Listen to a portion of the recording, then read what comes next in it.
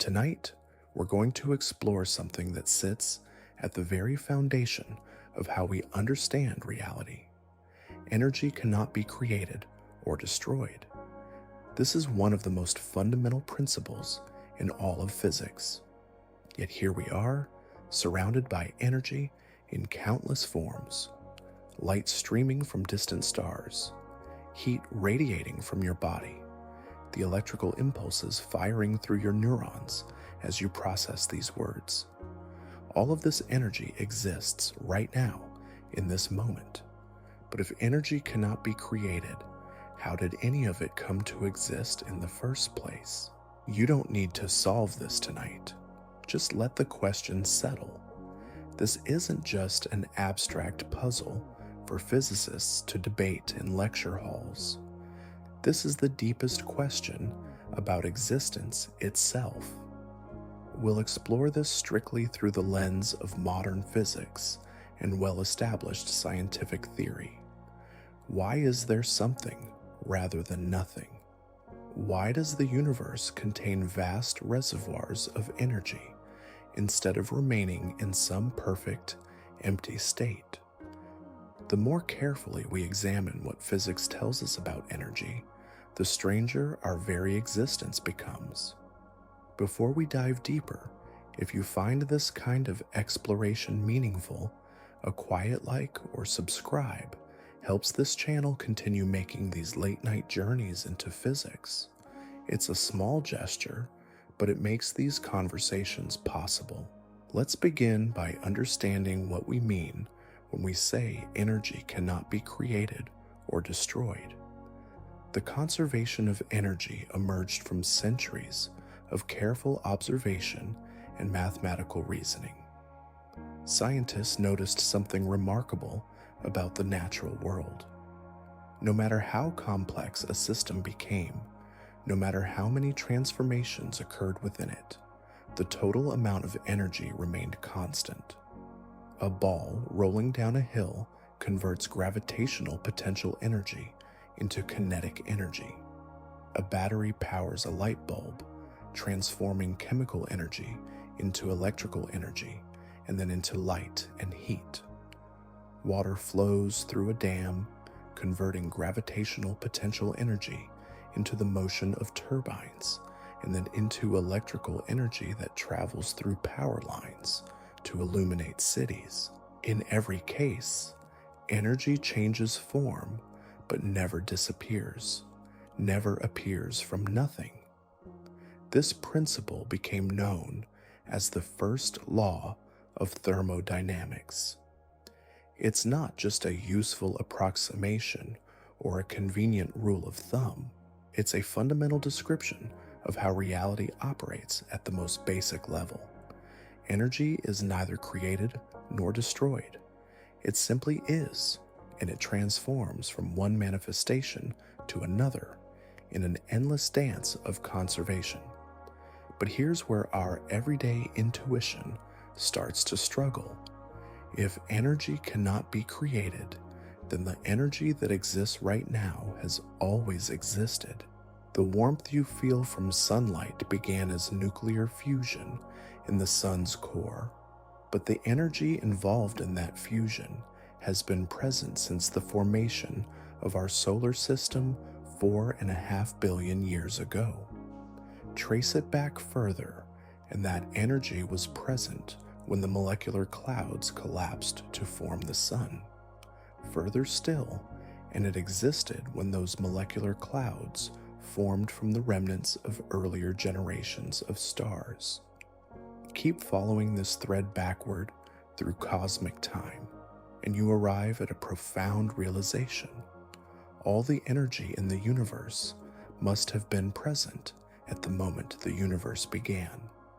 The energy that powers your thoughts, that lights the stars, that drives the expansion of space itself, all of it was somehow already there at the very beginning. Current models suggest the universe began roughly 13.8 billion years ago in an event we call the Big Bang. But the Big Bang wasn't an explosion in space. space itself began expanding from an incredibly dense, hot state. In those first moments, all the energy that would eventually become galaxies, stars, planets, and life was compressed into a region smaller than an atom. But this creates a puzzle that physics does not yet have a complete answer to. Where did that initial energy come from? As you consider this, notice how the question seems to twist back on itself. If energy cannot be created, then asking where it came from might be asking the wrong question entirely. One possibility is that the question itself contains a hidden assumption that doesn't reflect how reality actually works. We're used to thinking about causes and effects in our everyday experience. We see something come into existence, and we naturally ask what caused it. But at the cosmic scale, our everyday intuition about causation might simply break down. Let's explore what physics tells us about the very early universe and why it challenges our normal way of thinking about existence. In the first fraction of a second after the Big Bang, something extraordinary happened. The universe underwent a period of exponential expansion called cosmic inflation. In an almost incomprehensibly brief moment, space itself expanded faster than the speed of light. This wasn't matter moving through space at impossible speeds. This was space itself stretching, carrying everything within it along for the ride. During cosmic inflation, the universe grew by an enormous factor. Regions that were once close enough to be in causal contact, close enough to exchange information and energy, were suddenly separated by distances so vast that light couldn't travel between them even if it had the entire age of the universe to make the journey. The observable universe we see today, with its 100 billion galaxies scattered across 93 billion light years, all emerged from a region smaller than a proton. But here's what's particularly puzzling about cosmic inflation. Scientists aren't sure what powered it. The energy required for such rapid expansion of space is staggering. Current models suggest this energy came from something called an inflaton field, a hypothetical form of energy that filled space during this early period. But this just pushes the question back one step. Where did the inflaton field get its energy? Some theoretical physicists have proposed that the total energy of the universe might actually be zero. This sounds impossible at first. We're surrounded by energy everywhere we look. Stars burn with nuclear fire. Galaxies spin through space. Particles zip through accelerators at nearly the speed of light. How could the total energy be zero? The key insight comes from Einstein's theory of general relativity. Mass and energy curve spacetime, creating what we experience as gravity. But gravitational potential energy is negative. When you lift a book, you're adding positive potential energy to the system. But from the perspective of the gravitational field itself, this represents negative energy. The positive energy you added is exactly balanced by negative gravitational energy. If this balance holds for the universe as a whole, then all the positive energy we see, all the mass and motion and electromagnetic radiation, might be exactly balanced by negative gravitational energy. The universe could be a massive energy loan that always balances its books. Everything from nothing, with the cosmic ledger showing a perfect zero.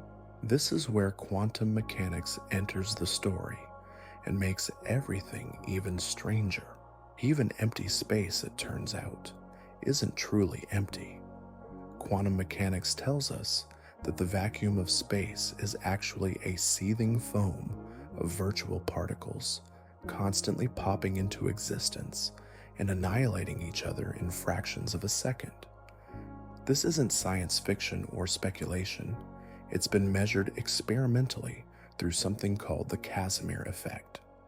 When two metal plates are placed very close together in a vacuum, they experience a tiny but measurable force pushing them together. This happens because the space between the plates can only accommodate certain wavelengths of virtual particles, while the space outside the plates can accommodate all wavelengths. The difference in virtual particle density creates a real, measurable force. These quantum fluctuations of the vacuum give empty space a minimum energy called zero-point energy. Even at absolute zero temperature, when all thermal motion has stopped, quantum systems still possess this irreducible minimum energy. It's a consequence of the uncertainty principle. Nature forbids any system from settling into a perfectly quiet state of exactly zero energy, so even the vacuum must always crackle with quantum activity. These fluctuations imbue every field with some minimum amount of energy. The question is, where does this zero-point energy come from? You might think this is just pushing the mystery back another step, but quantum mechanics suggests something even more profound. Virtual particles don't need to conserve energy as long as they exist for short enough periods of time. The uncertainty principle allows nature to borrow energy for brief moments, as long as the loan is paid back quickly enough that the violation can't be directly measured. This does not violate the conservation of energy in any measurable or lasting way. It's a precise, mathematically defined feature of quantum theory that operates entirely within established physical laws. In this view, the quantum vacuum isn't truly empty. It is a dynamic quantum state where transient particle-like effects continuously arise and disappear due to uncertainty relations, all while remaining fully consistent with conservation laws over time. Some physicists have suggested that our entire universe might be one of these quantum fluctuations. Not a small temporary fluctuation like the virtual particles in ordinary vacuum, but a massive fluctuation that somehow became permanent. In this picture, the Big Bang wasn't the beginning of everything from nothing, but rather a quantum event where borrowed energy became real energy, where a temporary fluctuation in the fabric of space-time became a lasting universe. But this raises profound questions about the nature of existence itself. If the universe began as a quantum fluctuation, what is the underlying reality from which it fluctuated? What is the nature of the quantum vacuum that gives rise to particles, to energy, to space and time themselves? Current physics reaches the limits of its explanatory power here. We can describe what we observe and measure, but the deepest questions about why anything exists at all remain open. This isn't a failure of science. It's a recognition that reality might be stranger and more fundamental than our concepts of creation and causation can capture. This remains an open question in cosmology, and it touches on some of the deepest philosophical problems humans have ever contemplated. As you consider these ideas, notice how they challenge our normal way of thinking about beginnings and endings, about something and nothing. Physics suggests that the boundary between existence and non-existence might not be as clear as our everyday experience implies. There's another approach to this puzzle that comes from a different direction entirely. Instead of asking where energy came from, we can ask why the laws of physics take the particular form they do? Why do we live in a universe where energy is conserved? Why not a universe where energy can be created and destroyed at will? This question leads us into the deep connections between symmetry and conservation laws, connections that reveal something profound about the mathematical structure of reality itself. In the early 20th century, mathematician Emmy Noether proved a remarkable theorem. She showed that every continuous symmetry in the laws of physics corresponds to a conservation law. If the laws of physics don't change over time, then energy is conserved. If the laws don't change from place to place, then momentum is conserved. If the laws don't depend on which direction you're facing, then angular momentum is conserved. Noether's theorem reveals that conservation laws aren't arbitrary rules imposed on nature. They're inevitable consequences of the symmetries built into the fabric of reality. Energy conservation exists because the universe operates according to laws that don't change over time.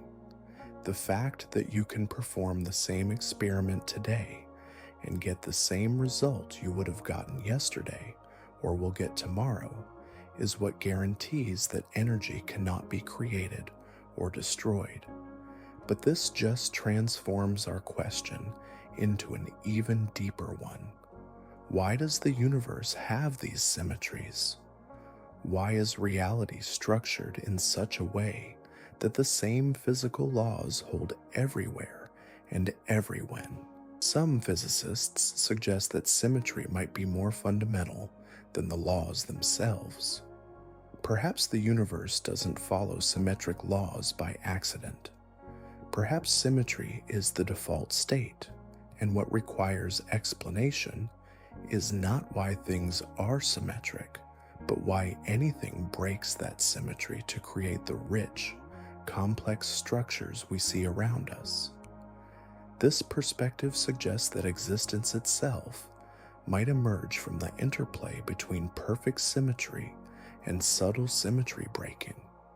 In the beginning, perhaps there was perfect symmetry, perfect balance, a state so uniform and featureless that it was effectively indistinguishable from nothing. Then some tiny fluctuation or instability, broke that perfect symmetry. Once broken, the symmetry could never be perfectly restored. The universe fell into a state of lower symmetry, but higher complexity, like a pencil balanced on its point that finally tips over and falls. But again, this just pushes the mystery back one step. What caused the original symmetry breaking? Why would a perfectly symmetric state become unstable? Current models suggest the universe underwent several phases of symmetry breaking as it cooled after the Big Bang. In the first moments, all the fundamental forces were unified into a single force. As the universe expanded and cooled, this unified force broke apart into the four forces we observe today: gravity, electromagnetism, and the strong and weak nuclear forces. Each symmetry breaking released energy and created new possibilities for complexity. But the origin of the original symmetric state remains a mystery that physics cannot yet fully address. Perhaps the deepest insight comes from recognizing the limits of the question itself. When we ask why there is something rather than nothing, we're applying concepts like causation and explanation that emerged from our experience with things that exist within the universe. We're trying to explain the universe using concepts that the universe itself gave rise to. It's possible that existence is simply a brute fact about reality, not something that requires explanation, but something that makes explanation possible. The universe simply is, and from that basic fact, all the complexity and beauty we observe naturally follows through the operation of physical laws. This doesn't make existence less mysterious. If anything, it makes it more so. We find ourselves in a reality where energy cannot be created or destroyed, yet energy exists, where the laws of physics are symmetric enough to ensure conservation, yet broken enough to allow complexity, where quantum fluctuations fill the vacuum with activity, yet the total energy might still be zero. We exist in a universe that seems to have emerged from something very much like nothing, governed by principles that make existence possible while never fully explaining why those principles hold. As you let these ideas settle, consider how they change your relationship with the energy around you, the light reaching your eyes, the chemical reactions in your cells, the electrical activity in your brain. All of it is part of a cosmic inheritance that stretches back to the very beginning of time. Energy that cannot be created, cannot be destroyed, but somehow exists anyway. The nature of existence becomes even more puzzling when we examine what physics tells us about the structure of matter itself. Every atom in your body, every particle that makes up the chair you're sitting in, the air you're breathing, all of it is mostly empty space. The nucleus of an atom is so small compared to the whole atom that if you scaled an atom up to the size of a football stadium, the nucleus would be smaller than a marble sitting at the center of the field. This emptiness isn't just a curiosity, it's fundamental to how matter behaves. The electrons orbiting atomic nucleus don't follow precise paths like planets around a star. Instead, they exist in probability clouds, quantum states, where the electron is simultaneously everywhere and nowhere until something measures its position. These probability clouds determine the size and shape of atoms, and therefore the size and shape of everything made from atoms, including you. When you touch a surface, you're not actually making contact in the way you imagine. The electrons in your fingertips are repelling the electrons in the surface through electromagnetic forces. What you experience as solid contact is really the interaction between probability clouds of particles that themselves are more mathematics than matter. This reveals something profound about the relationship between energy and existence. Matter, as we experience it, is a manifestation of quantum fields. These fields permeate all of space, and what we call particles are really excitations in these fields, like waves on an ocean. An electron is an excitation in the electron field. A photon is an excitation in the electromagnetic field, but fields themselves are defined by their energy. Remove all the energy from a field, and the field doesn't disappear. It settles into its ground state, its minimum energy configuration. Even in this ground state, quantum mechanics demands that some energy remains. The field continues to fluctuate, never quite settling into perfect stillness. As you consider this, notice how the boundary between something and nothing becomes increasingly blurred. These quantum fields suggest that what we call empty space isn't empty at all. It's a dynamic medium, constantly fluctuating with virtual particles that pop into existence and disappear in time frames so brief they exist below the threshold of direct measurement.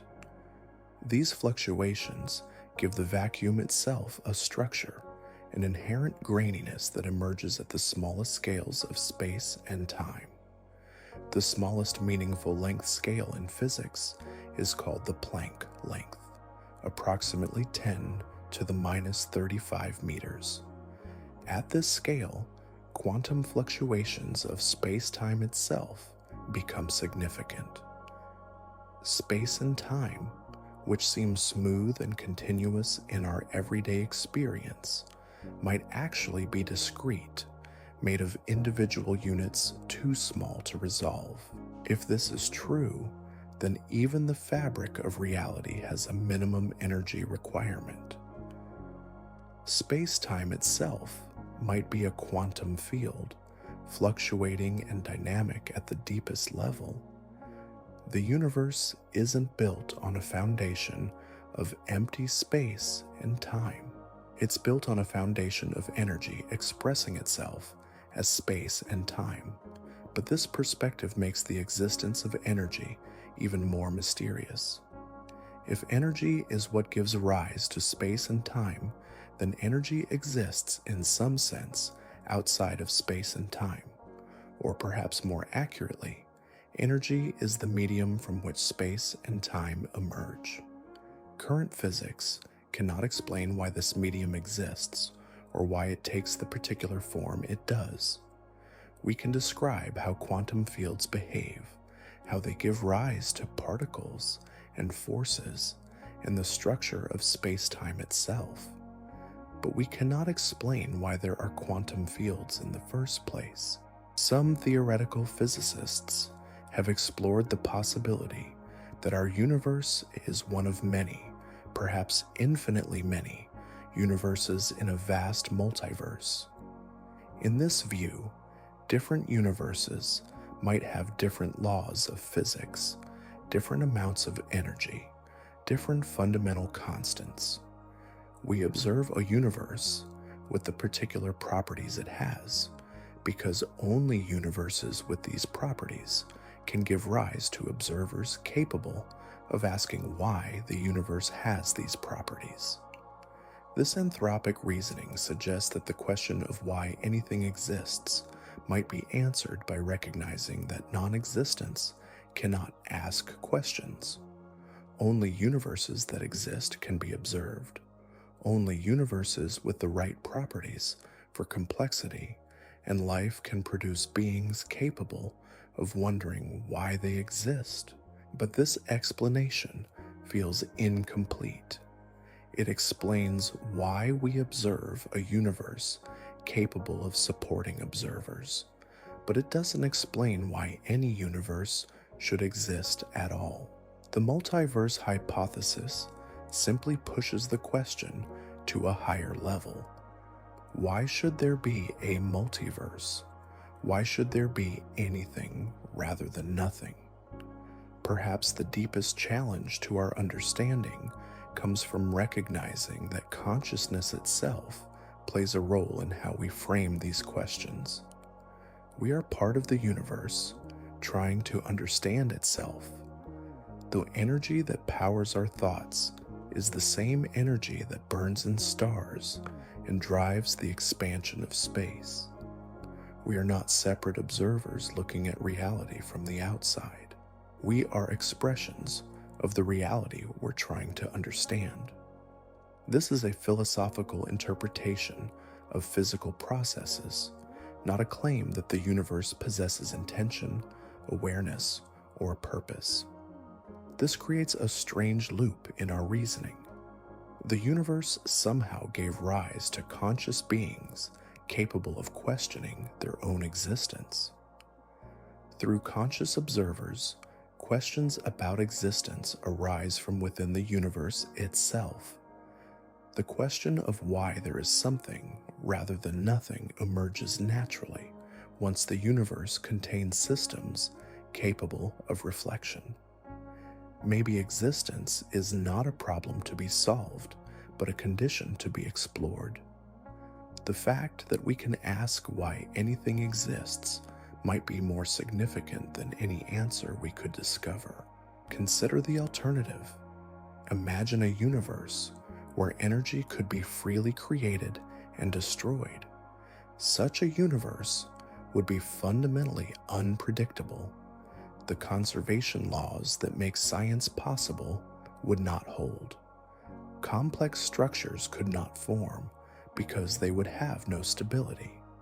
Stars could not burn steadily for billions of years. Chemistry could not follow reliable patterns. Life could not evolve. In such a universe, consciousness could never emerge to ask questions about existence. The very fact that we can wonder why anything exists requires a universe stable enough to support the complex processes that give rise to thought.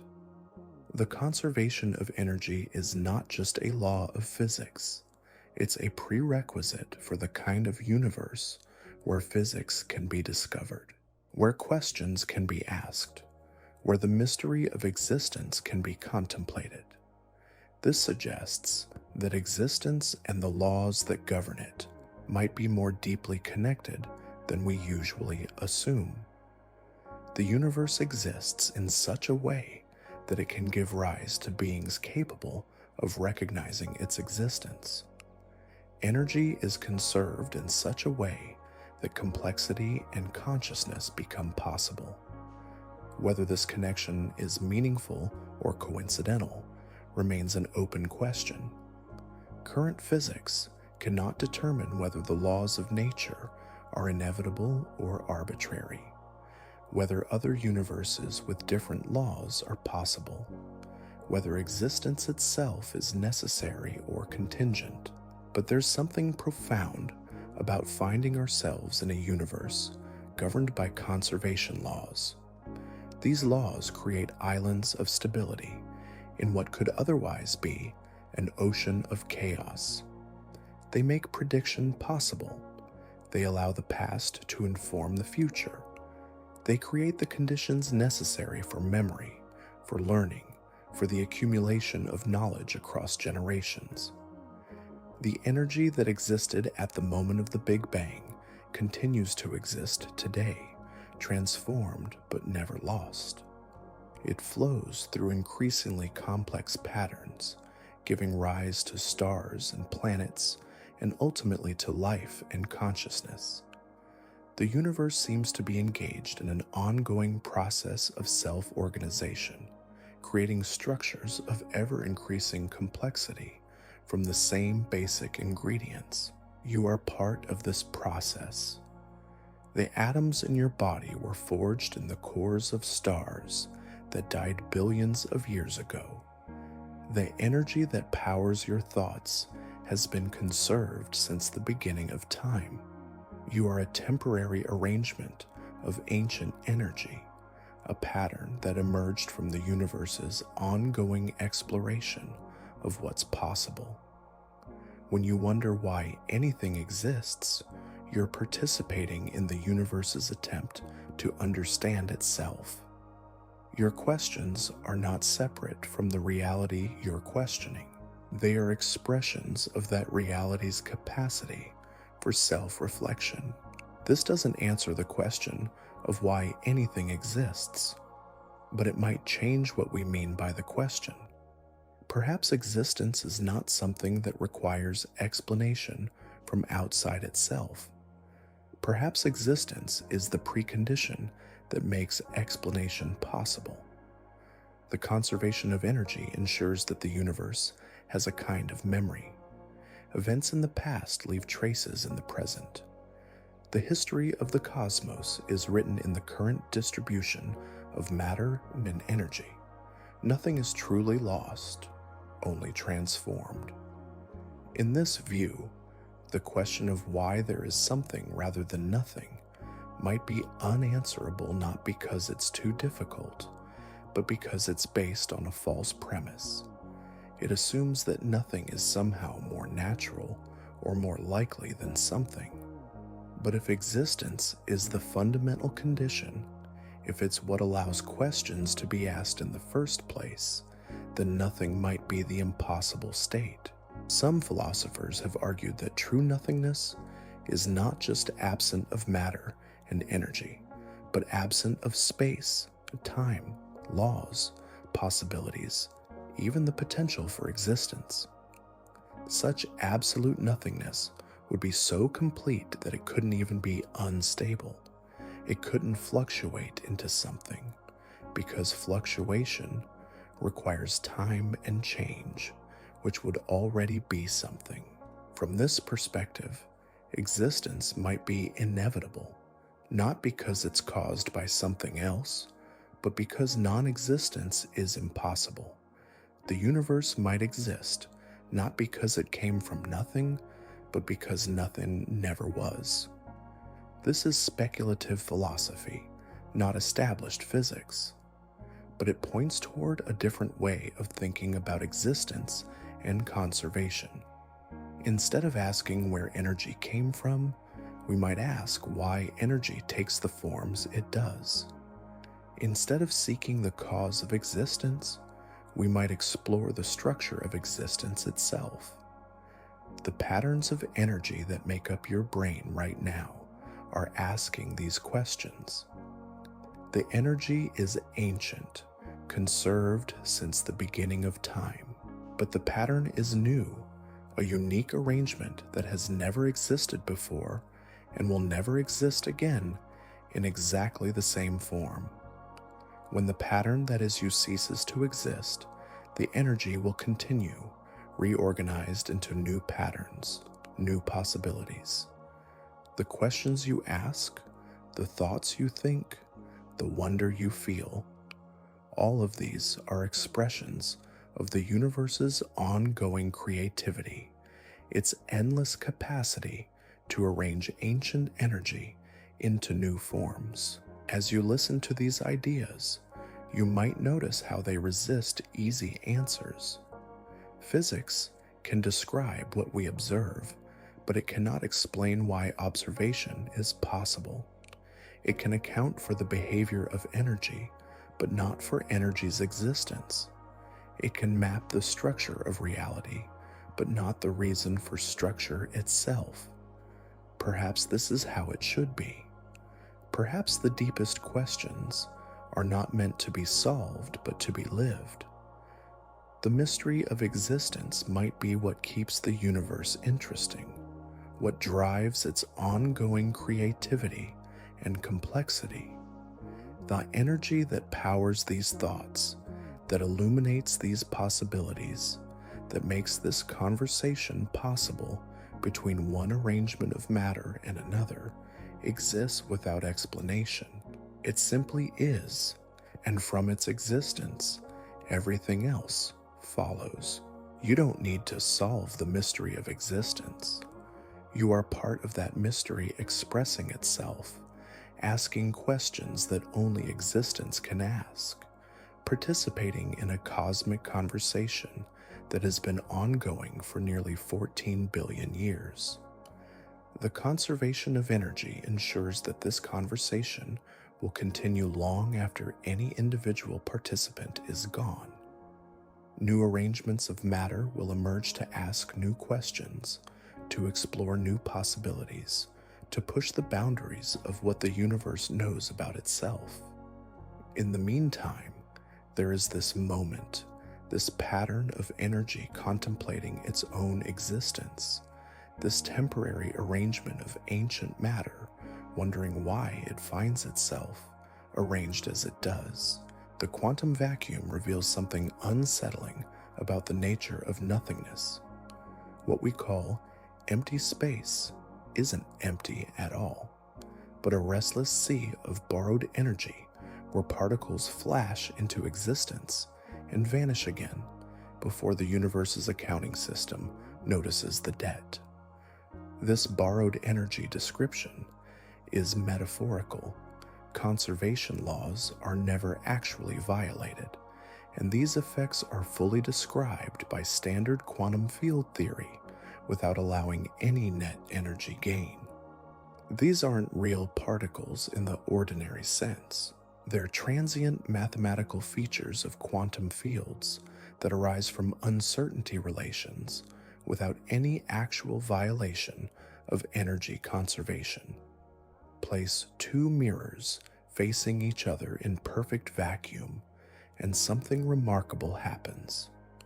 The space between them can only accommodate certain wavelengths of these virtual particles, while the space outside accommodates all wavelengths. This creates an imbalance, a pressure differential born from the structured nothingness of quantum mechanics.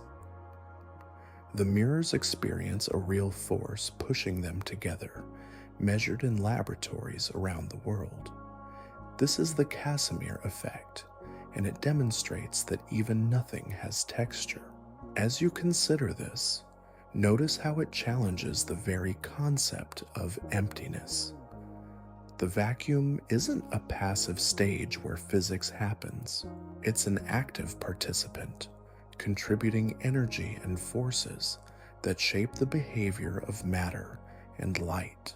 The quantum vacuum possesses what physicists call zero-point energy, the minimum energy that any quantum system must retain even at absolute zero temperature. This isn't thermal energy from molecular motion. All thermal motion has stopped. This is the energy of existence itself, the price that quantum systems pay for being real rather than purely mathematical. Even a single harmonic oscillator, the simplest quantum system imaginable, cannot reach exactly zero energy. The uncertainty principle forbids it.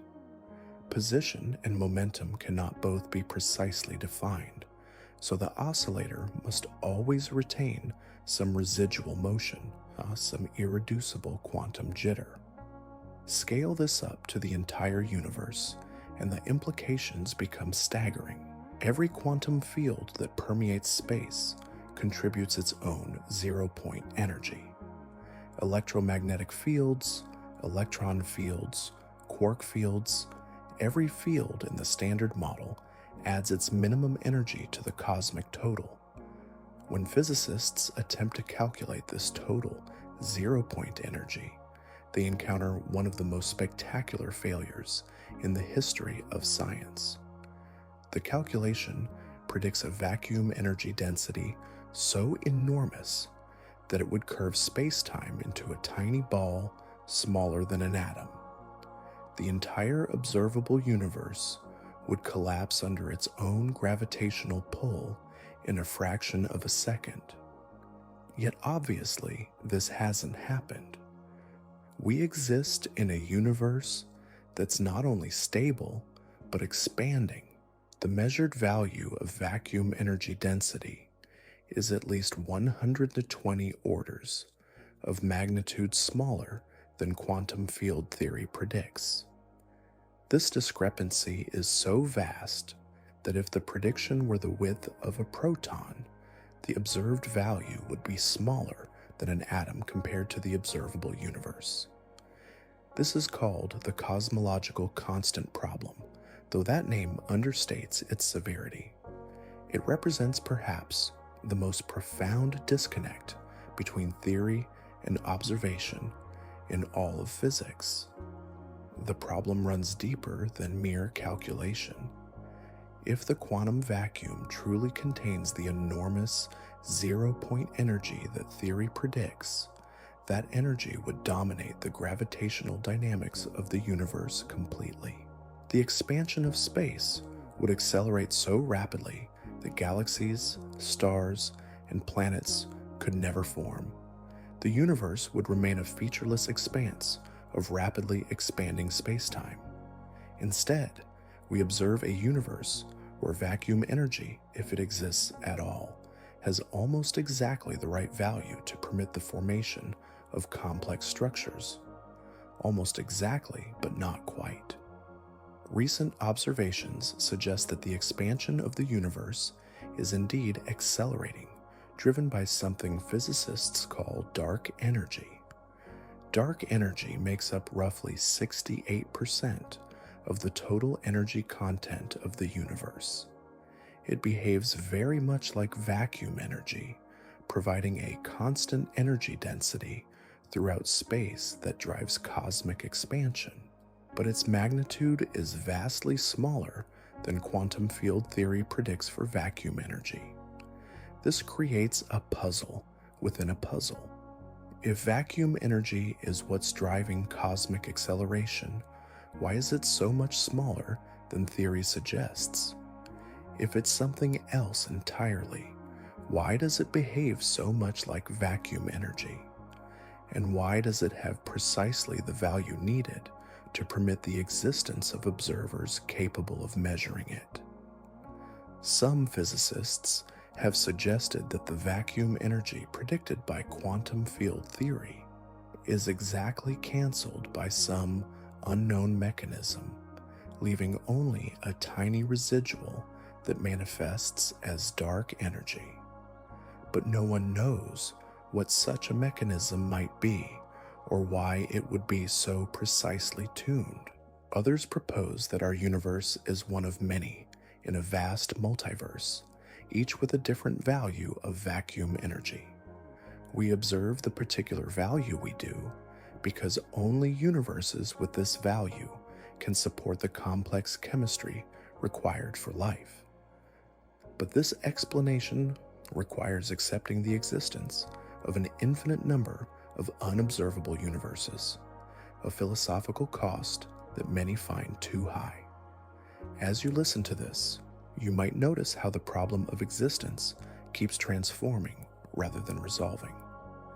Each answer opens new questions that seem even more fundamental than the ones that came before. The quantum vacuum also reveals something profound about the relationship between space, time, and energy. Virtual particles don't just pop into existence randomly.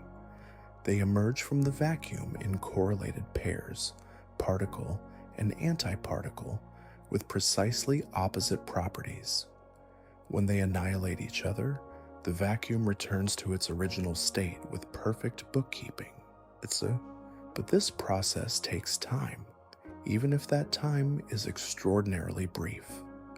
During their fleeting existence, these virtual particles carry energy and momentum. They can transfer that energy to real particles, affecting their motion and behavior. The quantum vacuum becomes a medium through which real particles interact, even when they're separated by empty space. This suggests that space itself has a kind of internal structure, a granularity that emerges at the smallest scales. At distances comparable to the Planck length, roughly 10 to the minus 35 meters, the smooth fabric of spacetime might break down into a foam of quantum fluctuations. At these scales, the very concepts of space and time might lose their ordinary meaning. Distance and duration, which seem so fundamental to our experience of reality, might be emergent properties that arise only at larger scales, like the way temperature emerges from the average motion of molecules. If this is true, then asking where energy comes from might be asking the wrong kind of question. Energy might not come from anywhere in the usual sense of spatial origin. It might be more fundamental than space itself, the underlying substrate from which space and time crystallize. Current physics cannot probe these scales directly. The energies required to resolve Planck scale physics are far beyond anything achievable with current or foreseeable technology. We can only make educated guesses based on the mathematical structure of our theories and the constraints imposed by what we can observe at larger scales. But these guesses suggest something remarkable about the nature of reality. The universe might not be built on a foundation of solid matter occupying empty space. Instead, it might be built on a foundation of energy expressing itself as matter, space, and time. This perspective makes the question of why anything exists even more puzzling. If energy is more fundamental than space and time, then energy exists in some sense outside the usual framework of causation. Causes and effects unfold in time. But if energy gives rise to time itself, then energy cannot have a cause in the ordinary sense. Perhaps this is why the conservation of energy is such a fundamental principle. Energy is not conserved because it obeys some external rule. Energy is conserved because it is the foundation from which all rules emerge. The patterns of energy that constitute matter are temporary arrangements in an eternal dance. Particles form and decay, stars burn and die, galaxies merge and disperse, but the underlying energy persists. It transforms from one manifestation to another, following conservation laws that ensure the total remains constant even as individual forms come and go. You are one such temporary arrangement. The energy that powers your thoughts existed at the moment of the Big Bang and will exist long after the last star has burned out. It has flowed through countless forms over cosmic time, and it will flow through countless more. This continuity suggests a different way of thinking about existence and identity. You are not a thing made of energy. You are energy temporarily organized in a particular pattern. When that pattern dissolves, the energy continues, reorganized into new patterns, new possibilities. The boundary between you and the rest of the universe is not as sharp as everyday experience suggests. The atoms in your body are constantly being replaced through metabolism and respiration. The energy that powers your cellular processes flows in from your environment and flows back out again. You are not a closed system, but an open pattern through which energy flows. Even your thoughts and memories are patterns of energy flowing through the neural networks of your brain. The electrical and chemical signals that constitute consciousness are temporary organizations of the same fundamental energy that drives all physical processes. This doesn't diminish the reality or importance of consciousness. It reveals consciousness to be part of the universe's ongoing exploration of what patterns are possible. Through consciousness, the universe develops the capacity to observe and understand itself. But it does suggest that the distinction between observer and observed might be less fundamental than it appears. You are not separate from the universe you're trying to understand. You are the universe understanding itself, at least in this small corner of space and time. This recognition might change how you relate to the question of why anything exists. Instead of seeking an external explanation for existence, you might recognize that you are part of existence explaining itself to itself. The question and the questioner arise from the same underlying reality. The conservation of energy ensures that this process of self-understanding can continue indefinitely. The universe has a kind of memory encoded in the current distribution of matter and energy. Information about the past persists in the present, making learning and discovery possible. Complex structures can form because they have stability. They persist long enough to interact with their environment, to gather information, to develop increasingly sophisticated patterns of organization. Life emerges as a particularly effective way of organizing matter to process energy and information. Intelligence arises as life develops the capacity to model its environment, to predict future states based on past experience. Consciousness emerges as intelligence becomes aware of its own processes, capable of reflecting on its own existence. Through this progression, the universe develops what might be called self-awareness. Not in any mystical sense, but in the straightforward sense that conscious beings are part of the universe, and through their awareness, the universe becomes aware of itself. This self-awareness includes the capacity to wonder about its own existence, to ask why there is something rather than nothing. The question emerges naturally from the universe's capacity for self-reflection, but the answer might lie beyond the reach of any answer that can be formulated within the universe itself. As you consider these possibilities, notice how they resist easy categorization. They're not quite science and not quite philosophy, but something that exists in the borderland between rigorous observation and fundamental questioning.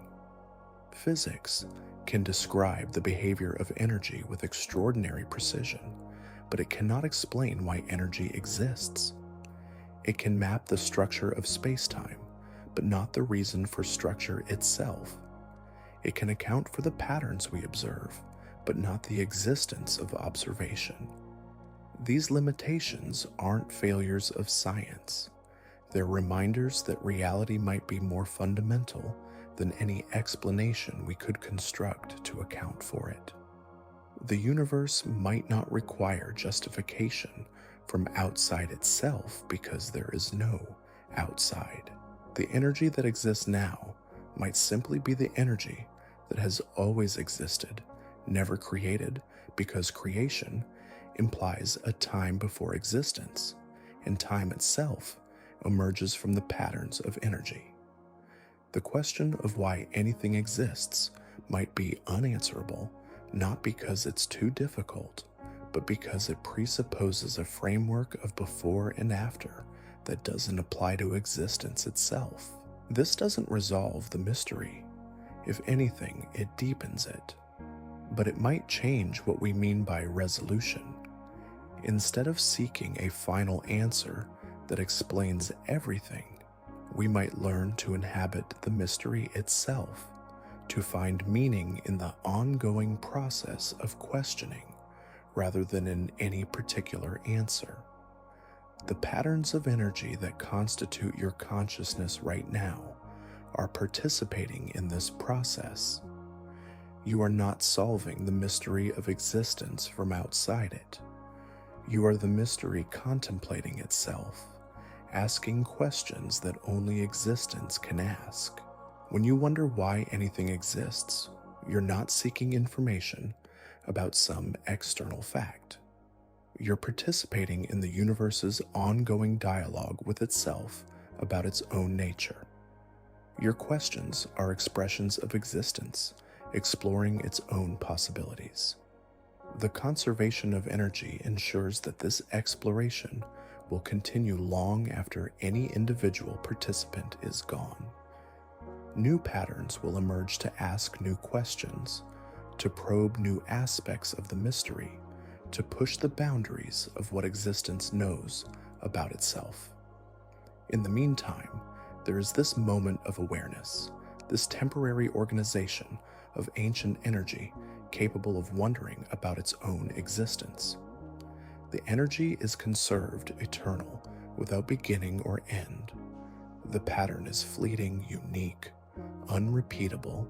Together, they constitute a kind of cosmic conversation between the eternal and the momentary, between what persists and what emerges, between the conservation laws that maintain continuity and the creativity that generates novelty. You don't need to resolve this conversation. You are part of it, a voice in an ongoing dialogue that has been unfolding for nearly 14 billion years and will continue for trillions more.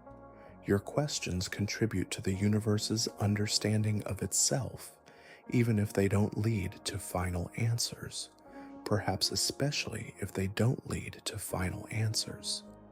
Perhaps the value lies not in solving the mystery, but in living it fully, in asking the questions that only conscious beings can ask, in participating in the universe's endless exploration of its own possibilities.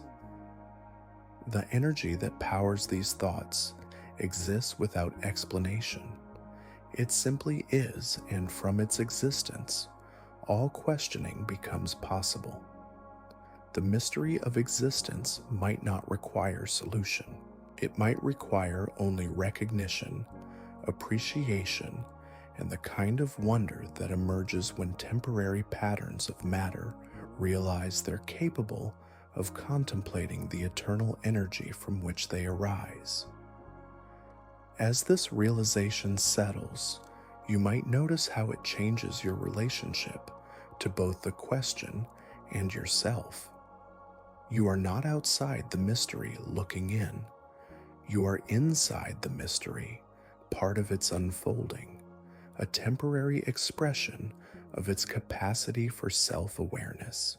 The conservation of energy connects you to every other pattern of matter and energy that has ever existed or ever will exist. You are part of an unbroken chain of transformation that extends from the first moments after the Big Bang to the far future when the last stars burn out and the universe settles into its final configuration. Your consciousness is the universe becoming aware of itself in this particular place and time. Your questions are the universe questioning itself. Your wonder is the universe experiencing wonder about its own existence. This perspective doesn't answer why anything exists, but it might reveal why the question matters. Through conscious beings, existence develops the capacity to appreciate itself. The universe becomes not just a collection of matter and energy following physical laws, but a vast, ongoing experiment in self-understanding.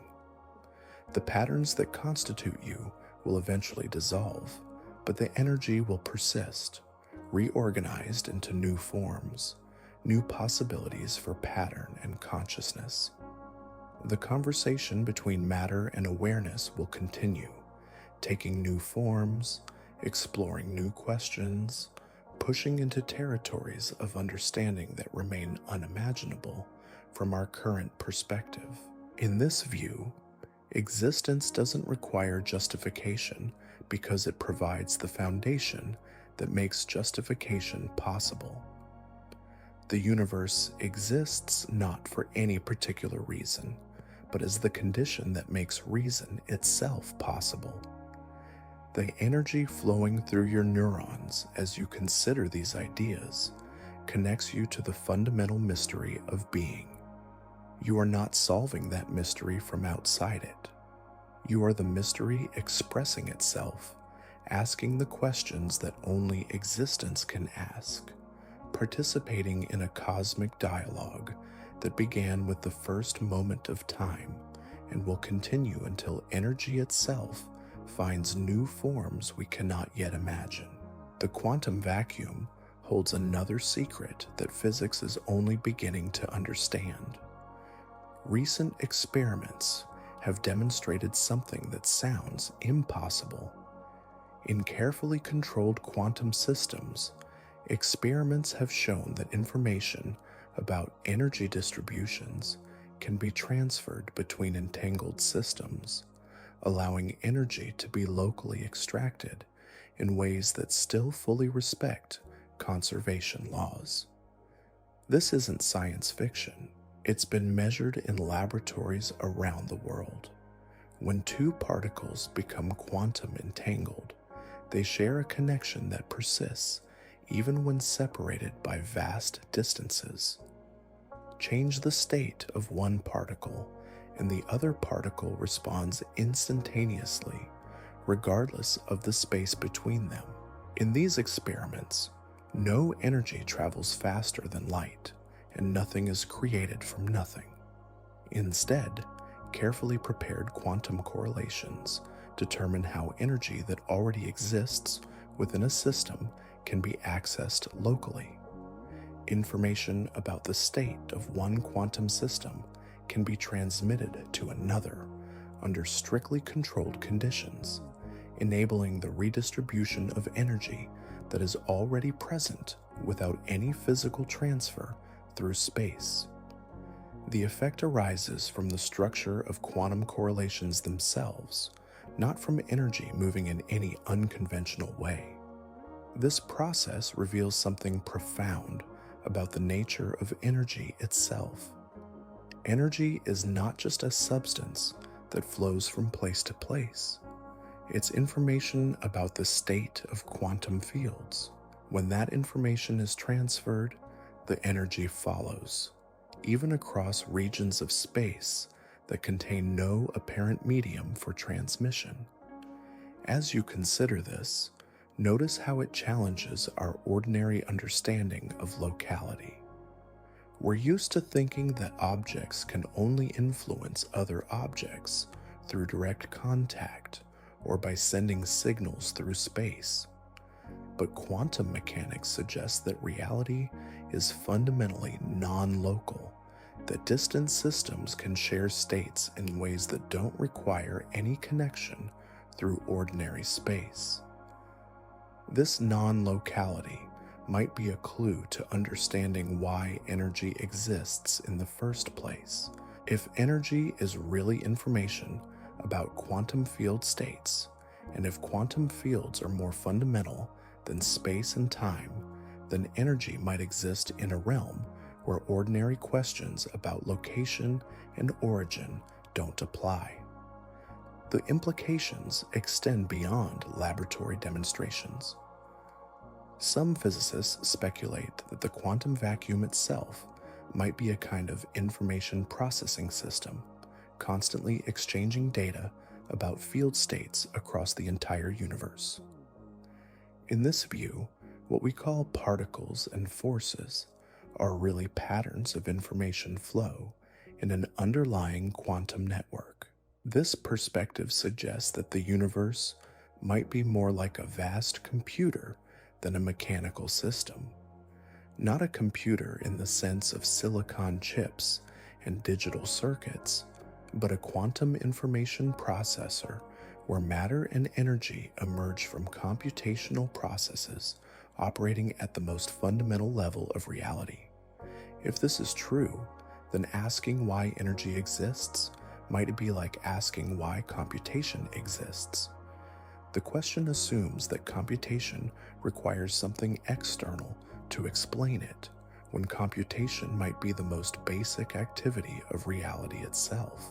The patterns of information that constitute your thoughts right now would be part of this cosmic computation. Your brain processes information by manipulating patterns of electrical and chemical activity. But these patterns are themselves expressions of quantum field states, temporary arrangements of information in the underlying computational substrate of reality. This doesn't reduce consciousness to mere calculation. It suggests that consciousness might be one way that the universe processes information about itself. Through conscious observation and reflection, the universe develops increasingly sophisticated models of its own structure and behavior. But this perspective makes the origin of energy even more mysterious. If energy is information, where does information come from? Information seems to require structure, pattern, organization. But what organizes the patterns that give rise to information itself? Current physics cannot answer this question. We can describe how information behaves in quantum systems, but we cannot explain why there are quantum systems in the first place. We can map the flow of information through space and time, but we cannot account for the existence of the medium that supports that flow. Perhaps this is another indication that we're asking the wrong kind of question. Information might not come from anywhere in the usual sense of spatial or temporal origin. It might be the fundamental feature of reality from which space, time, and causation themselves emerge. This would make the conservation of energy a consequence of the conservation of information. Energy cannot be created or destroyed because information cannot be created or destroyed. The patterns can change, but the underlying capacity for pattern itself persists. You might notice how this perspective transforms the question of existence. Instead of asking why there is something rather than nothing, we might ask why there is information rather than no information. But even this reformulation might miss the point if information is so basic that it cannot meaningfully be said to exist or not exist. The quantum vacuum demonstrates that even empty space processes information. Virtual particles represent fluctuations in the information content of quantum fields. When they appear and disappear, they're really brief computations in the underlying information processing system of reality. These computations have real effects. They generate forces, influence the behavior of matter, contribute to the structure of spacetime itself. The Casimir effect shows that information processing in the vacuum can push real objects around in the macroscopic world. This suggests that the boundary between information and physics might be illusory.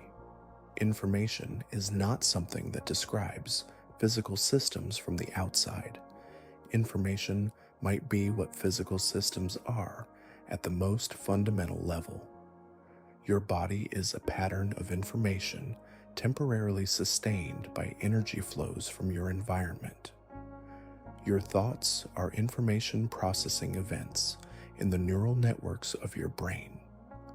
Your memories are information stored in the connections between neurons, but the information that constitutes you is not separate from the information that constitutes the rest of the universe. It's all part of the same underlying computational process, the same cosmic information processing system that gives rise to particles, forces, and the structure of space-time itself. This unity of information suggests a different way of thinking about identity and existence. You are not a separate entity processing information about an external world. You are part of the world's information processing about itself. Your thoughts contribute to the universe's understanding of its own structure. When you wonder why anything exists, you're not seeking information about some external mystery. You're participating in the universe's ongoing computation about its own nature. Your questions are subroutines in a vast program that has been running for nearly 14 billion years. The program has no external programmer. It programs itself through the interactions of its components. Each particle, each field, each conscious observer contributes to the overall computation through its behavior and observations. The conservation of energy ensures that this computation can continue indefinitely. Information cannot be lost, only transformed. The patterns that constitute matter and consciousness are temporary arrangements in an eternal flow of information processing. But this still doesn't explain why there is information processing rather than no information processing. Why does the cosmic computer run rather than remaining in some perfectly static state? Why does the universe compute rather than simply exist in unchanging silence? Perhaps because perfect stillness is impossible. Quantum mechanics suggests that true zero states cannot exist. There must always be some residual activity, some minimum level of information processing.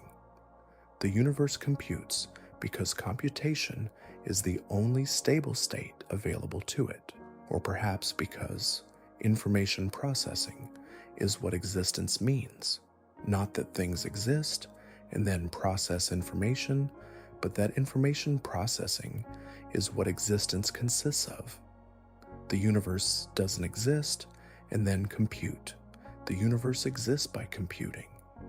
This perspective makes consciousness a natural development rather than an unlikely accident. As the universe's information processing becomes more sophisticated, it naturally develops the capacity for self-reflection. Consciousness emerges as the universe develops increasingly complex models of itself.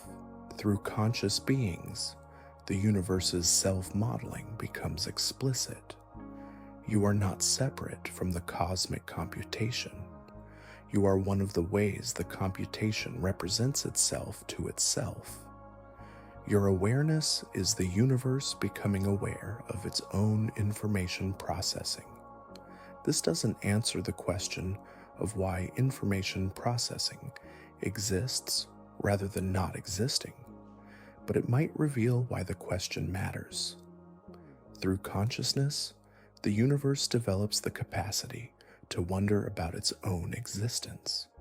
The question becomes part of the computation, part of the universe's ongoing exploration of its own possibilities. The patterns of information that constitute your current state of awareness will eventually dissolve, but the underlying information processing will continue. New patterns will emerge to ask new questions, to probe new aspects of the cosmic computation. Each conscious observer adds something unique to the universe's self-understanding. Your particular perspective, your individual way of processing information about existence, contributes something that no other arrangement of matter has ever contributed before. When you wonder why anything exists, you're not just asking a question. You're adding a new subroutine to the cosmic program, a new way for the universe to explore its own nature. Your questions become part of the universe's ongoing attempt to understand itself. This doesn't resolve the fundamental mystery. If anything, it reveals new layers of strangeness. Why should information processing give rise to subjective experience?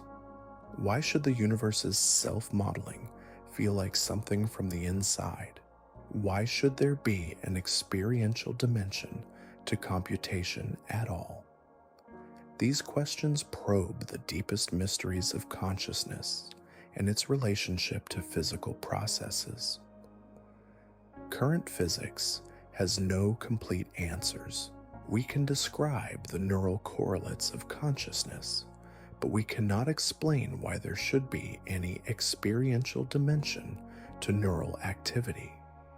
Some scientists suggest that consciousness might be a fundamental feature of information processing itself, not something that emerges from complex arrangements of matter, but something present whenever information is processed at any level of organization. This would make consciousness as basic as mass or charge, a fundamental property of reality rather than an emergent phenomenon. Every quantum field, every virtual particle, every fluctuation in the vacuum would have some minimal experiential dimension. As you listen to this idea, you might notice how it challenges the boundary between mind and matter. If consciousness is fundamental, then the distinction between subjective experience and objective physical processes becomes less clear. Your thoughts would be one manifestation of a property that's present throughout the universe.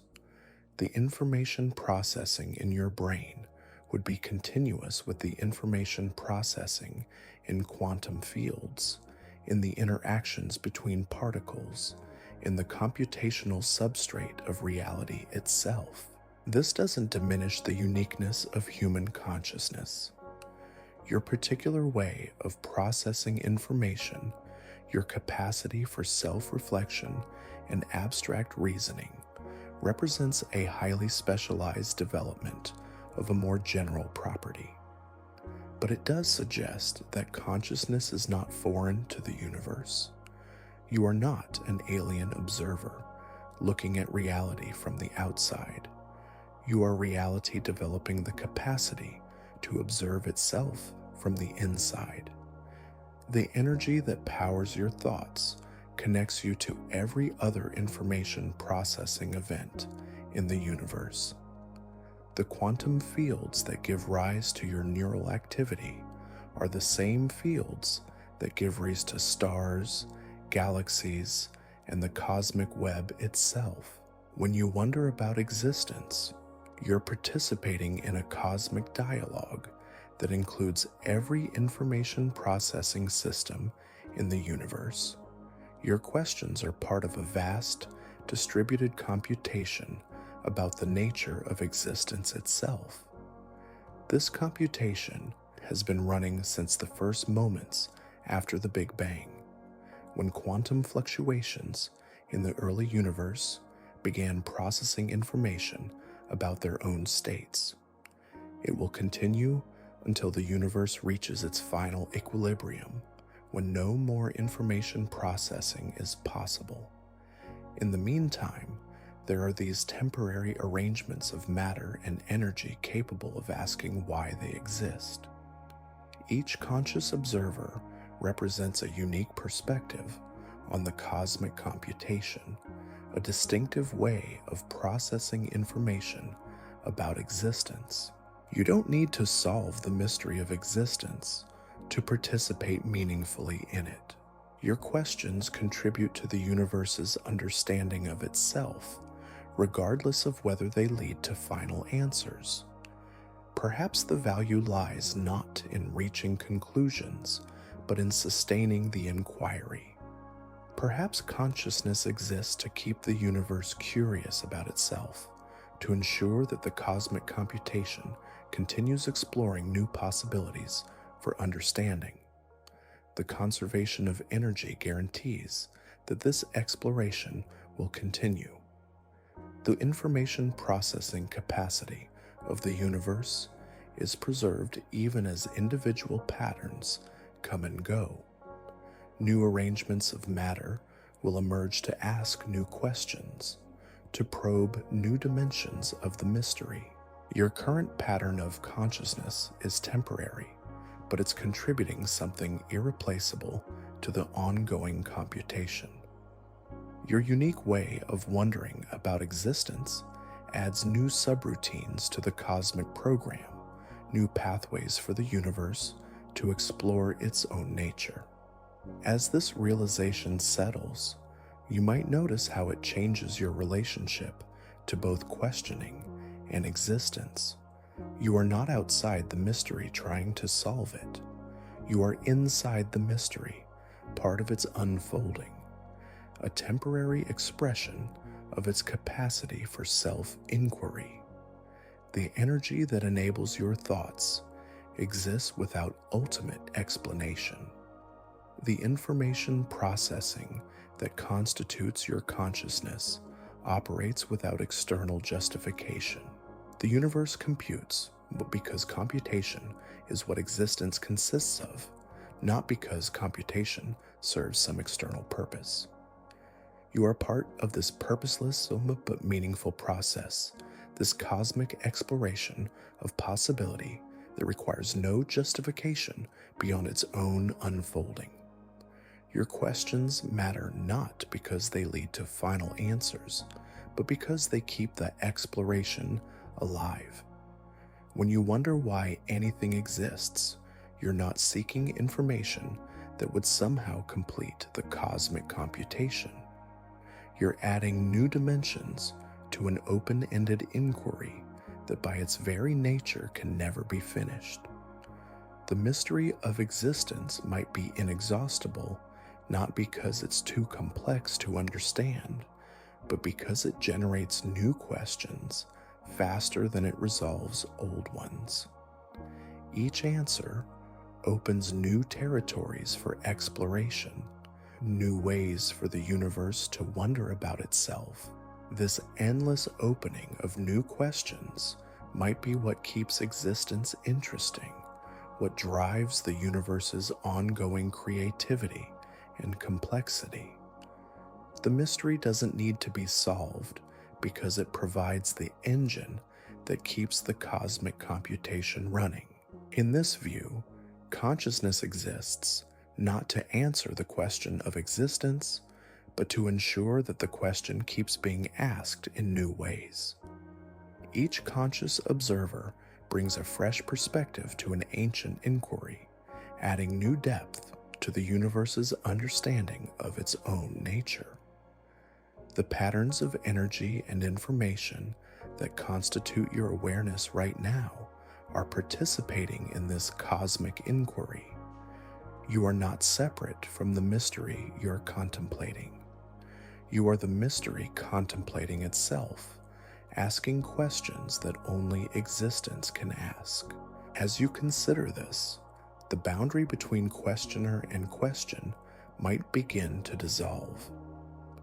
You are not using consciousness to think about existence. You are existence becoming conscious of itself, asking the questions that naturally arise when the universe develops the capacity for self-reflection. The fabric of spacetime holds another secret that challenges our deepest intuitions about reality. When massive objects accelerate through space, they don't just move through the universe, they shake it. Imagine space and time not as an empty stage where physics happens, but as a dynamic medium that responds to the motion of matter and energy. When two black holes spiral toward each other in their final dance, they create ripples that propagate outward at the speed of light, carrying information about the collision across billions of years and billions of light years. These are gravitational waves, disturbances, in the geometry of space-time itself. They represent perhaps the most direct evidence we have that space and time are not separate, fixed backgrounds, but aspects of a unified, flexible reality that can stretch and compress like the surface of a pond disturbed by falling stones. As you consider this, notice how it challenges the basic framework through which we normally think about existence. We imagine objects moving through space, events unfolding in time. But gravitational waves suggest that space and time are participants in the story, not just the setting where the story takes place. The detection of these waves required building instruments sensitive enough to measure changes in distance smaller than 1/10,000th the width of a proton. When the first gravitational wave reached Earth in September 2015, it compressed and stretched space by an amount so tiny that it took the most precise measuring devices ever constructed to notice the universe itself briefly changing shape. The wave had traveled for over 1 billion years to reach us, carrying energy that originated when two black holes, each dozens of times more massive than our sun, merged into a single object. In the final moments of their collision, they converted 3 entire solar masses into pure gravitational wave energy. 3 times the mass of our sun, transformed into ripples in space-time, according to Einstein's equation relating mass and energy. For a brief instant, that merger released more power in gravitational waves than all the stars in the observable universe were emitting in light. Yet the signal that reached Earth was so subtle that it barely registered above the background noise of quantum fluctuations in the detector. This reveals something profound about the relationship between energy and space-time. The energy released in that distant collision didn't travel through space to reach us. It traveled as space, in the form of oscillations in the metric that defines distances and durations throughout the universe. When the wave passed through Earth, every atom in your body experienced a tiny change in the geometry of the space-time it occupied. You were briefly compressed and stretched by imperceptible amounts as the disturbance in reality's fabric swept past at the speed of light. You didn't feel this, because the effect was far too small to register in your nervous system, but it happened nonetheless. Your existence was momentarily altered by an event that occurred when the universe was less than half its current age, in a region of space billions of light years away. This connection across vast distances and cosmic time suggests something remarkable about the unity of spacetime. There is no isolated here and now. Every point in the universe is connected to every other point through the continuous fabric of space and time. Disturbances in that fabric propagate everywhere, linking all events into a single, interconnected whole. As you listen to this, you might notice how it changes your sense of isolation. You are not separate from the cosmic events that unfold in distant galaxies. You are embedded in the same space-time fabric that those events disturb. When massive objects accelerate in the far reaches of space, the geometry of your local existence responds. The energy that powers gravitational waves comes from the orbital motion of massive objects. As two black holes spiral toward each other, they lose energy by radiating gravitational waves. This causes their orbit to decay, bringing them closer together, which increases their orbital velocity and the strength of the waves they emit. The process accelerates as they approach each other. The closer they get, the faster they orbit.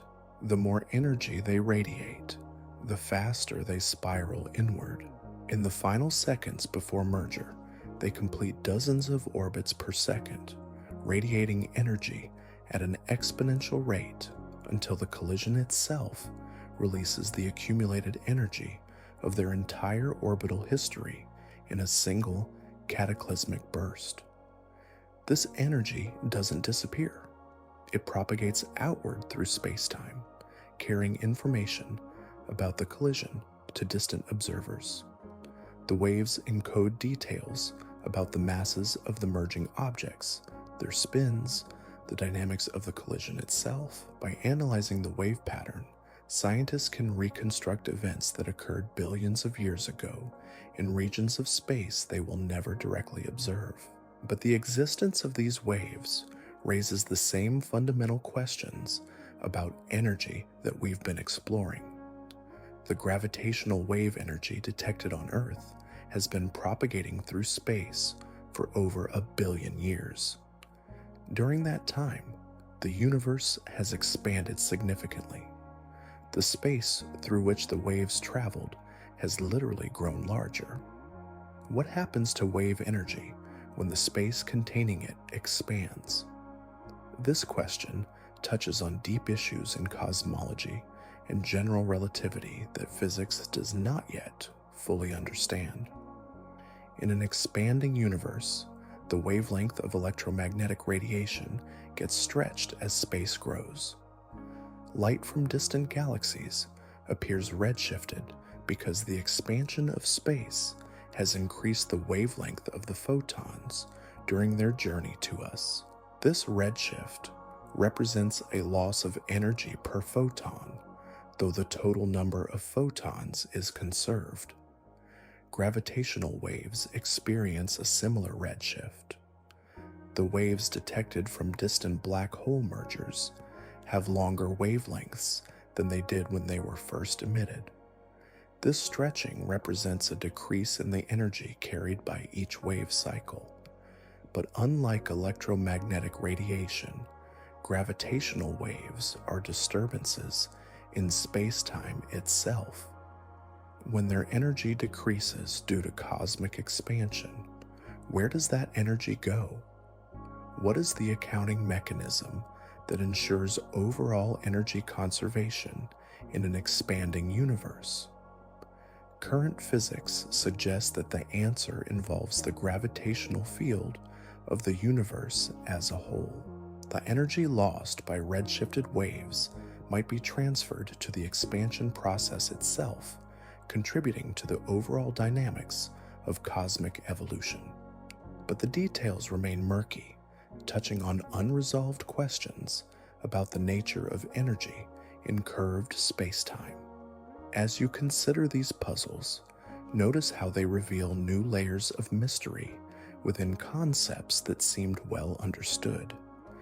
Energy conservation, which appears so straightforward in everyday experience, becomes subtle and complex when applied to the universe as a whole.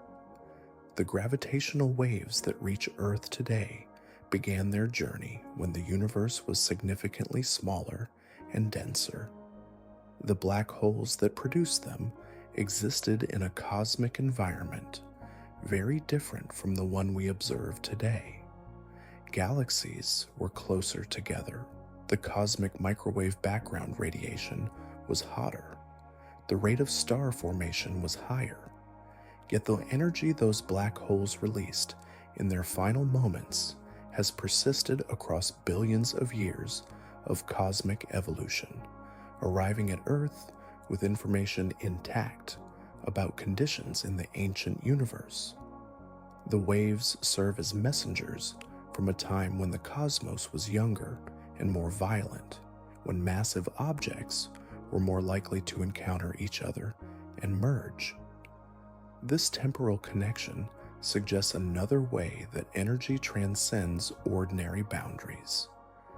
The energy detected in gravitational wave observatories is literally ancient energy preserved across cosmic time in the form of space-time oscillations.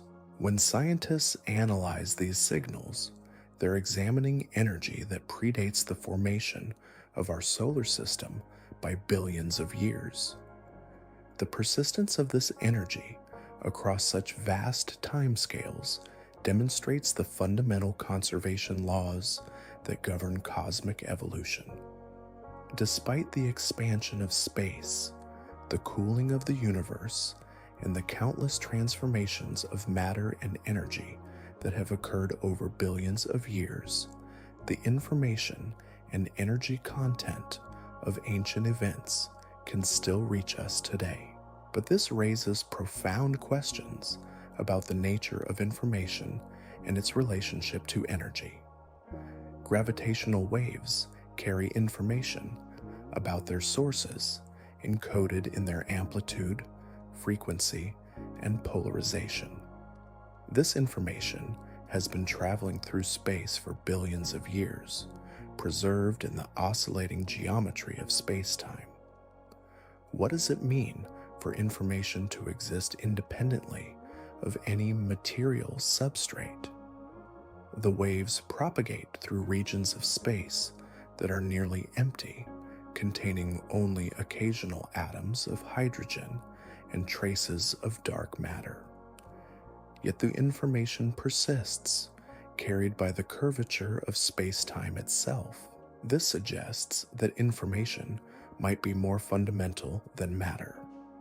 The patterns that constitute information can exist as pure geometry, as relationships between different regions of space-time, without requiring any material substrate to support them. Your thoughts about these ideas are also patterns of information, temporarily sustained by the flow of energy through the neural networks of your brain. But the information content of your thoughts might be more basic than the material processes that implement them. When you contemplate the concept of ancient gravitational waves carrying information across cosmic time, you're participating in a process where information processes information. The patterns in your brain that represent knowledge about gravitational waves are themselves information patterns, temporary arrangements of matter and energy that somehow give rise to understanding. This recursive quality of information processing information appears throughout the universe. Gravitational waves carry information about black hole mergers. Brains process information about gravitational waves. computers analyze information from brain scans.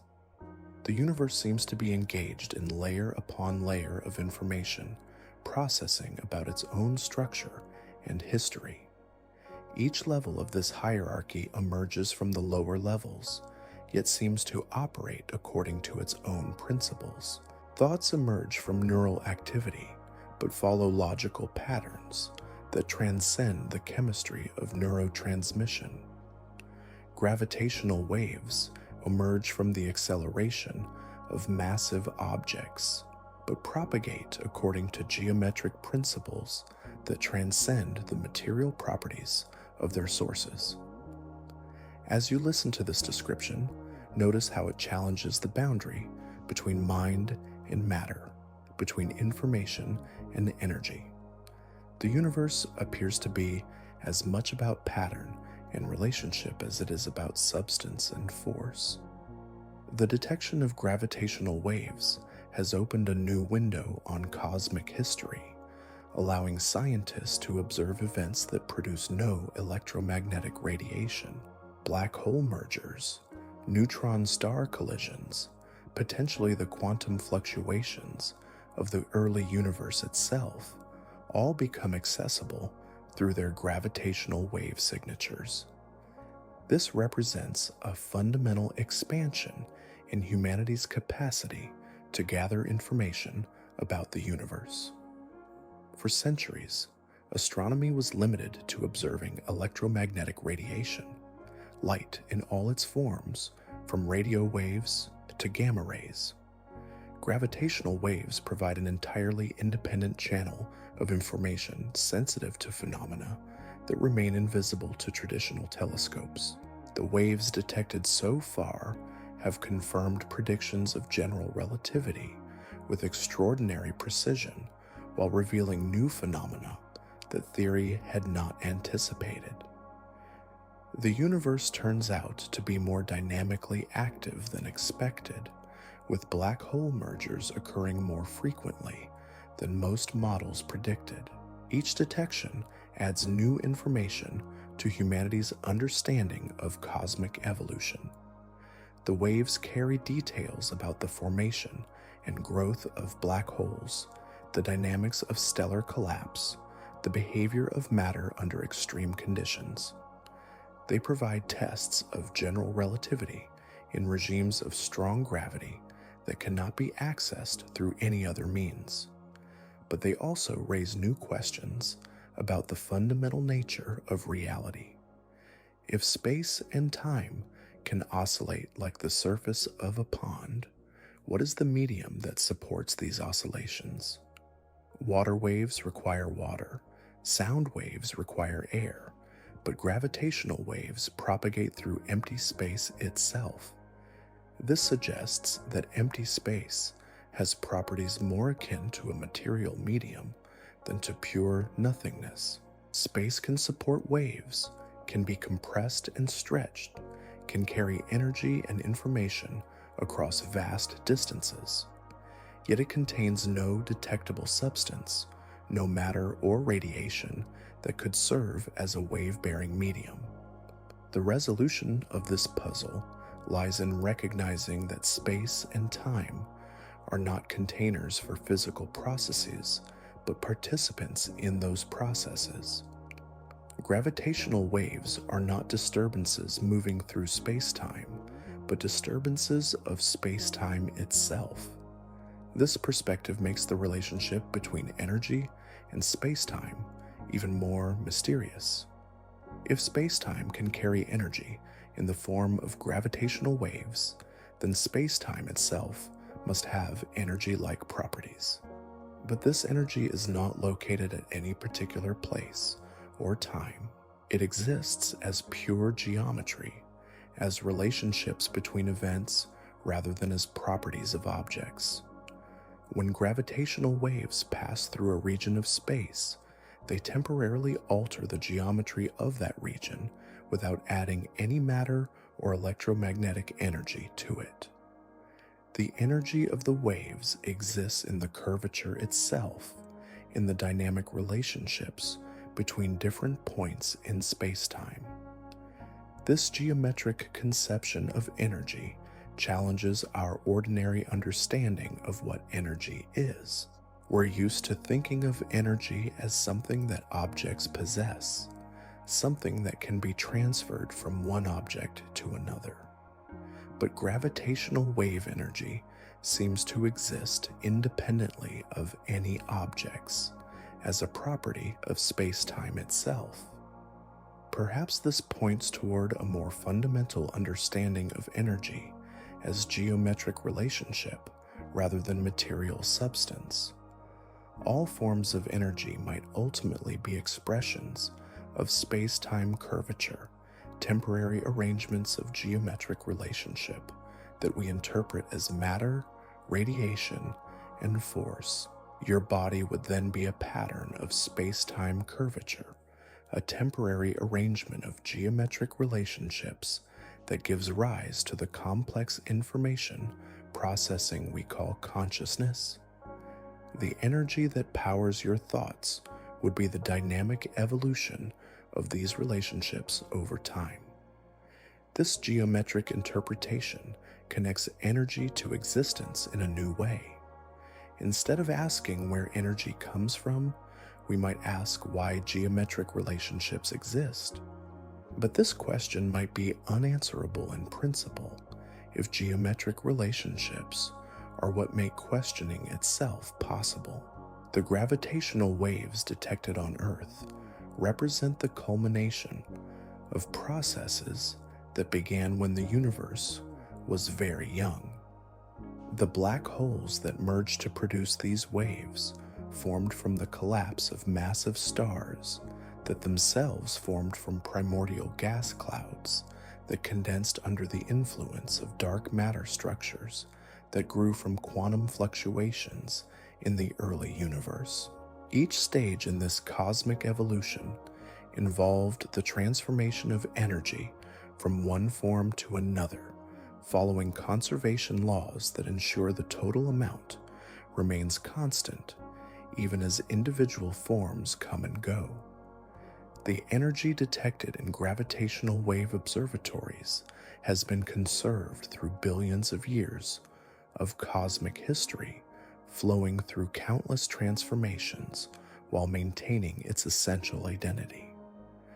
This continuity of energy across cosmic time suggests that individual events are not isolated occurrences, but episodes in an ongoing story that encompasses the entire evolution of the universe. The collision of two black holes billions of years ago is connected to your current moment of awareness through an unbroken chain of energy conservation and information preservation. The waves that reached Earth in 2015 carry information not just about their immediate source, but about the entire cosmic history that led to that source. The masses of the merging black holes encode information about the stars they formed from, which encode information about the gas clouds they condensed from, which encode information about the early universe itself. In this view, every gravitational wave detection is a form of cosmic archaeology, revealing information about conditions and events in the distant past. The universe preserves its own history in the form of energy and information that propagate across space and time, allowing the present to retain contact with its origins. As you contemplate this preservation of cosmic history, you might notice how it connects your momentary existence to the deepest structures of space-time. The gravitational waves passing through your location right now carry information from throughout the universe's evolution, linking you to events that occurred long before the Earth formed. This connection operates below the threshold of conscious experience, but it's physically real nonetheless. The geometry of the space-time you inhabit is constantly being modified by gravitational waves from distant sources, creating subtle correlations between your local environment and the cosmic history encoded in those waves. That energy that enables your consciousness is part of this same cosmic flow, conserved from the earliest moments of the universe and temporarily organized into patterns capable of contemplating their own origins. When you wonder about the existence of energy, you're participating in the universe's ongoing effort to understand its own conservation laws. Gravitational waves reveal that this effort operates on scales far beyond individual consciousness. The universe as a whole seems to be engaged in preserving and processing information about its own evolution, using the geometric properties of spacetime to maintain records of its history across cosmic time. Your questions about energy and existence are part of this larger process of cosmic self-documentation. Through conscious beings, the universe develops the capacity to analyze the gravitational wave signals it generates, to decode the information about its own history that it preserves in the oscillations of spacetime. This suggests that consciousness might serve a function in cosmic evolution, providing the universe with increasingly sophisticated methods for processing information about itself. The detection and analysis of gravitational waves represents a new level of this self-understanding, allowing the universe to observe its own geometric dynamics directly. But this interpretation raises new questions about the relationship between consciousness and physical law. If consciousness serves to help the universe understand itself, what determines which forms of matter develop consciousness? Why should information processing give rise to subjective experience? Why should there be something it feels like to participate in cosmic self-understanding? These questions probe the deepest mysteries of mind and reality, touching on issues that current physics cannot address. The detection of gravitational waves provides new information about the structure and evolution of the universe, but it doesn't resolve the fundamental puzzle of why that information should be experienced by conscious observers. Perhaps the relationship between energy, information, and consciousness will become clearer as gravitational wave astronomy develops. Future detectors will be sensitive to waves from the early universe, potentially providing direct information about quantum processes that operated shortly after the Big Bang. These observations might reveal whether consciousness plays a fundamental role in cosmic evolution, or whether it's simply an accidental byproduct of complex information processing. They might clarify the relationship between geometric properties of spacetime and the subjective experience of existing within that spacetime. For now, the waves continue to arrive from throughout the universe, carrying ancient information across billions of light years to reach instruments capable of decoding their messages. Each detection adds new details to the cosmic story, while deepening the mystery of why there are observers capable of reading that story. The energy that powers these observations exists without ultimate explanation, preserved across cosmic history through conservation laws that operate without external justification. The information carried by gravitational waves propagates through space-time without requiring any material substrate, suggesting that pattern and relationship might be more fundamental than substance and force. As you consider these possibilities, the boundary between questioner and question might continue to blur. You are not separate from the cosmic processes you're trying to understand, You are one of the ways those processes understand themselves, temporarily organized energy, contemplating the conservation laws that ensure its continuation. The gravitational waves passing through your location right now connect you to the entire history of the universe, linking your momentary awareness to ancient events through the geometric properties of spacetime itself. When you wonder why energy exists, you're participating in a cosmic conversation that has been ongoing since the first quantum fluctuations disturbed the initial symmetry of space and time. That conversation continues through every gravitational wave detection, every conscious observation, every moment of wonder about the nature of existence itself. The waves carry forward the questions as much as the answers, ensuring that the universe's capacity for self-inquiry persists across cosmic time. In the silence between wave detections, in the moments of stillness between cosmic collisions, there remains the fundamental mystery of why spacetime itself exists to support these processes.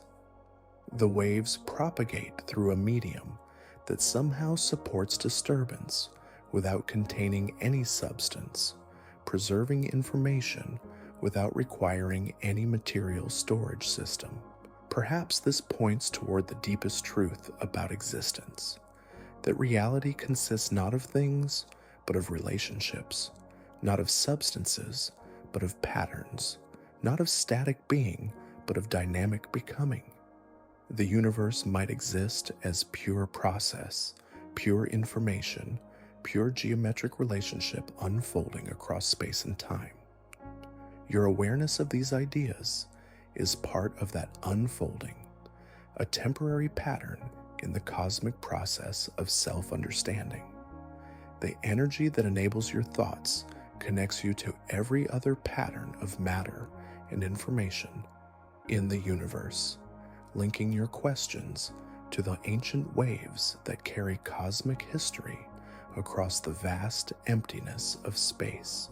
When the next gravitational wave reaches Earth, sometime in the next few hours or days, it will carry information from another ancient cosmic event across billions of years to disturb the geometry of space-time in your immediate vicinity.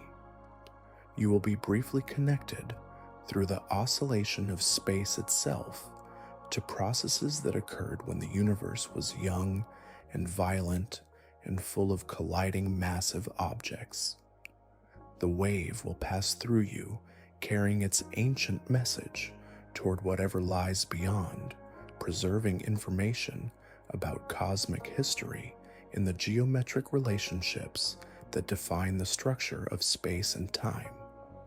The energy that constitutes that wave has been traveling toward this moment for billions of years, conserved through all the transformations of cosmic evolution. In that moment of passage, you will be part of the universe's ongoing conversation with itself about the nature of existence, temporarily connected through gravitational wave propagation to the deepest structures of space-time itself. You might notice how this connects you to a conversation that has no clear beginning and may have no end.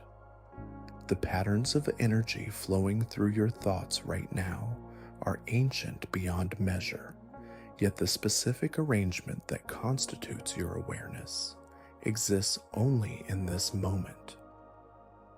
You are temporary complexity emerging from eternal simplicity, asking questions that the universe has been exploring since it first began to exist.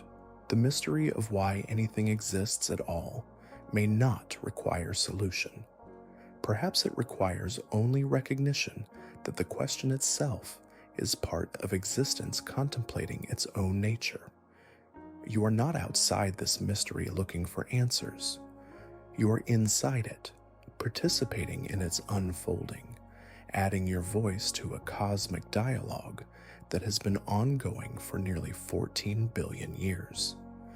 When you wonder why energy exists rather than not existing, you're not seeking information that would somehow complete the universe's understanding of itself. You're contributing to an inquiry that generates new questions faster than it resolves old ones. Each moment of conscious reflection opens new territories for exploration, new ways for existence to wonder about its own foundations. Perhaps this is enough. Perhaps the value lies not in reaching final conclusions, but in sustaining the wonder itself. The energy that enables your thoughts connects you to every process in the cosmos, from the quantum fluctuations in empty space to the collision of galaxies billions of light years away. You are part of an unbroken web of conservation that stretches from the first moment of time to whatever lies beyond the last star. This web operates without external justification. Energy is conserved not because some external principle requires it, but because conservation appears to be what existence consists of at its most fundamental level. The universe doesn't follow conservation laws. The universe is conservation laws expressing themselves through the temporary patterns we call matter, radiation, space, and time. Your consciousness represents one way these patterns have learned to contemplate themselves. Through you, ancient energy develops the capacity to wonder about its own persistence across cosmic time. When you ask why anything exists, you're participating in existence questioning itself about its own nature. The answer, if there is one, might lie not in discovering some external explanation for existence, but in recognizing that existence is what makes explanation possible. The universe exists not for any particular reason, but as the condition that allows reasoning itself to emerge. As you settle into this recognition, notice how it changes your relationship to both the question and yourself. You are not separate from the mystery you've been exploring. You are the mystery expressing itself in human form, temporarily organized energy capable of contemplating the conservation laws that ensure its continuation across cosmic time. The patterns that constitute your awareness will eventually dissolve, but the energy will persist, flowing into new arrangements, new possibilities for complexity and consciousness. The conversation between matter and mind will continue, taking forms we cannot yet imagine, exploring questions that haven't yet been conceived. In the quiet spaces between thoughts, in the stillness that surrounds this moment of reflection, there remains something that requires no explanation because it provides the foundation for all explanation.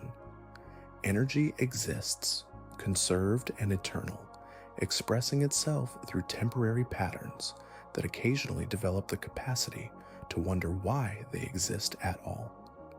This wondering might be what keeps the universe interesting to itself, what drives its ongoing creativity and complexity. The mystery doesn't need to be solved because it serves as the engine that keeps existence exploring its own possibilities.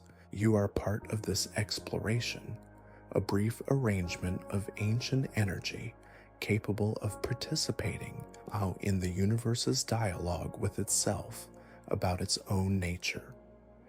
Your questions contribute to this dialogue, regardless of whether they lead to answers, because the questioning itself is what consciousness contributes to the cosmic conversation. When you listen to the silence that follows these words, you're listening to the quiet that surrounds all existence, the vast emptiness through which energy flows, in its endless transformations. That silence contains all possibilities, all potential patterns of matter and consciousness that the universe might yet explore. The energy that has been conserved since the beginning of time continues its ancient dance through space, occasionally organizing itself into patterns complex enough to ask why the dance began in the first place. You are one such pattern, temporary but irreplaceable, adding your unique voice to questions that only existence can ask about itself. If this idea stayed with you, you may want to explore next. What is nothing? The deepest problem in physics. In physics, we've journeyed through the deepest foundations of physics tonight, following energy from its everyday manifestations to the quantum vacuum, from the first moments after the Big Bang to the oscillations of spacetime itself. We've encountered mysteries that resist easy resolution, questions that transform rather than resolve as we examine them more closely. Physics tells us that energy cannot be created or destroyed, yet it offers no complete explanation for why energy exists in the first place. The universe appears to have emerged from a state that in physical terms resembles emptiness, a quantum vacuum governed by well-defined laws rather than a true absence of structure, where conservation principles ensure continuity without fully explaining their own origin. Quantum mechanics further reveals that even so-called empty space contains unavoidable fluctuations, that information about quantum states can be transferred under strictly controlled conditions without moving energy itself, and that the boundary between existence and non-existence becomes increasingly subtle the more carefully reality is examined. Perhaps the most profound discovery is that we are not separate observers trying to understand an external universe. We are arrangements of the very energy whose existence puzzles us, temporary patterns in an ancient flow that has been conserved since the beginning of time. When we wonder why anything exists, we're participating in the universe's ongoing dialogue with itself about its own nature. The conservation of energy connects every moment of your experience to the cosmic history that preceded it and the future transformations that will follow. The atoms in your body, the electrical activity in your brain, the gravitational waves passing through your location right now, all are expressions of energy that has persisted across nearly 14 billion years of cosmic evolution. You don't need to solve the mystery of existence to participate meaningfully in it. Your questions contribute to the universe's understanding of itself, adding new dimensions to an inquiry that began with the first quantum fluctuations and will continue until energy itself finds forms we cannot yet imagine.